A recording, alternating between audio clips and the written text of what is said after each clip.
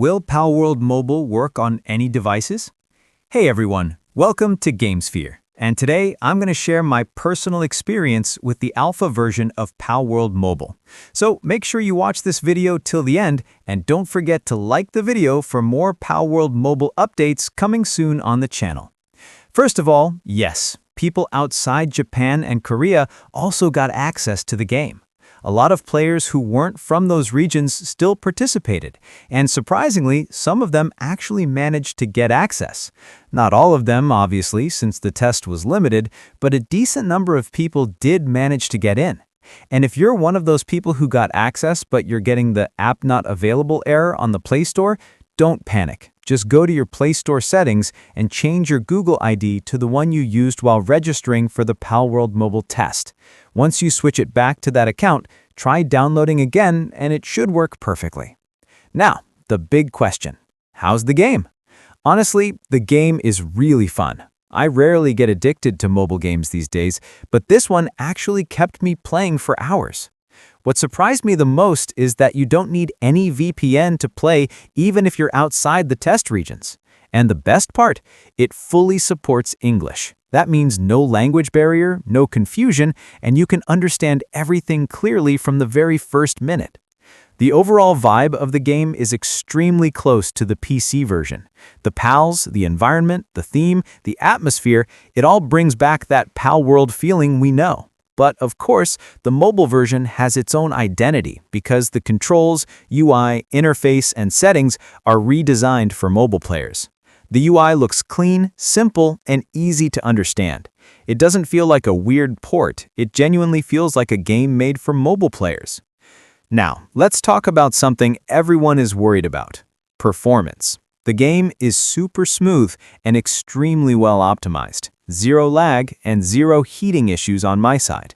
I tested it on a budget device with 6 GB RAM and a Dimensity 6020, and honestly, I didn't expect it to run so well. I thought it would only run on low settings with playable FPS, but I actually got smooth gameplay even on higher settings. This really shows that Krafton is putting a lot of effort into optimizing the game for all types of devices. If you're using a device with 6 GB RAM, you can easily enjoy the game on medium settings without any frame drops. And yes, even the highest settings are playable. But what about 4 GB RAM users? No need to worry at all. You can still enjoy the game on medium settings with decent performance, and if you prefer super smooth gameplay, just switch to low settings and it'll run perfectly fine. So overall, from now on, stop stressing about device requirements. This is honestly one of the most optimized mobile ports I have ever seen. Now let's talk about the size of the game. The alpha version I played was around 1 GB, but that's because it wasn't the full game. Many options, menus, and features were not included in this test version. But based on how well it's optimized, I personally think the final version might be under 10 GB, which is pretty impressive for a game this massive. Even though it's such a big world with so many mechanics, they're optimizing everything to keep it playable for low-end users too. The game includes almost everything you've seen in the PC version.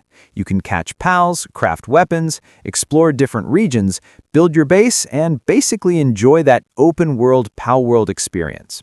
The game does require internet even when playing solo, but in this test version, the online multiplayer section was locked and marked as coming soon.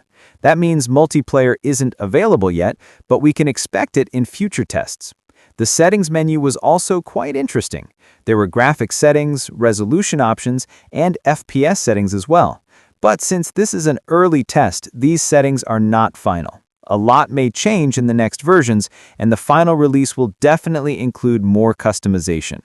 When I played the game, I spent hours just exploring and catching pals.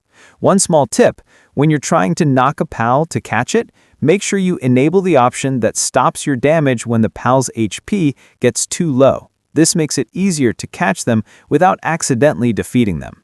As for pal limits, I personally didn't hit any limits even though I caught many pals, so you can capture a bunch without any issues. The map also expands as you explore. At first, only a small section is visible, but as you travel into new areas, the map slowly reveals more locations, terrain types, and new environments. The game also features dungeons where you can fight boss pals. These dungeons allow up to 3 players in a raid, and you have limited time to defeat the boss before the timer ends. There are also boss pals roaming around the map, and trust me, they're pretty difficult to catch if you're playing alone. And that's still not everything. There are so many small details, mechanics, and features that I haven't mentioned here because the video would become too long. So if you have any questions about the test or the game, feel free to drop them in the comment section. I'll try to reply or maybe even make another video to clear all your doubts. And with that, it's time for the outro. Thanks for watching, guys. If you enjoyed the video or found it helpful, make sure to hit that like button, subscribe to the channel for more Palworld Mobile updates, and turn on notifications so you don't miss any future videos. This is GameSphere, and I'll see you all in the next one.